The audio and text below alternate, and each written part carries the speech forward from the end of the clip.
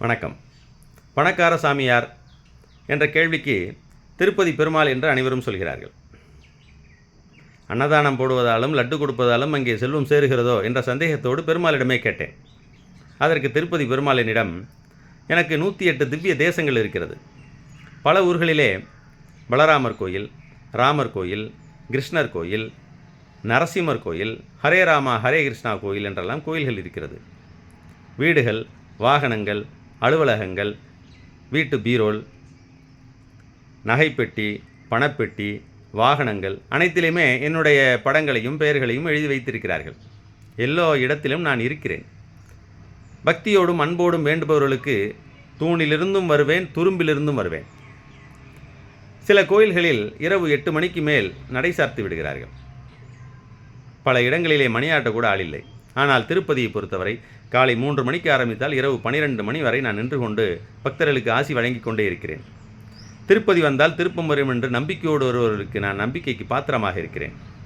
ஜர்கண்டி ஜர்கண்டி என்ற சத்தம் இருந்தாலும் பக்தர்களின் உண்மையான வேண்டுதல் என் காதிலே விழுந்து கொண்டே இருக்கும்.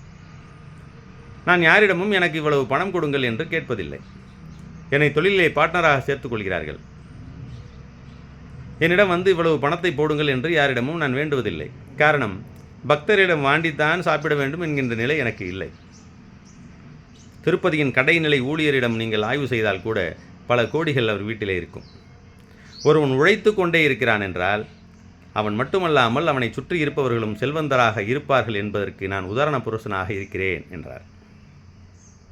உன் பொருள் காழ்ப்ப இயற்றியாருக்கு என் பொருள் ஏனைய இரண்டும் ஒருங்கு என்கிறார் தெய்வப்புலவர் திருவள்ளுவர். அறம், பொருள், இன்பம், இந்த மூன்றில் நேர்மையான வழியிலே செல்வத்தை சேர்த்துவிட்டால் அறமும் இன்பமும் தானாக பின்னோக்கி வரும் என்கிறார் தெய்வப்புலவர் திருவள்ளுவர். என் குழந்தையை எந்த பள்ளிக்கூடத்தில் சேர்க்கலாம், எந்த மருத்துவமனையில் மருத்துவம் பார்க்கலாம், எந்த வெளிநாடு சுற்றுலா போகலாம், வாஸ்து பற்றி என்ன, எந்த கல் போடலாம், ராமாயணத்திலே உள்ள சந்தேகம் அனைத்தையுமே செல்வந்தர்களை பார்த்து கேட்பது வழக்கமாக இருக்கிறது. காரணம், ஒருவரிடம் பணம் இருந்தாலே அவர்களுக்கு எல்லா அறிவும் இருப்பதாக இந்த உலகம் நம்புகிறது. பணம் 10 செய்யும், பணம் பாதாளம் வரை செல்லும்.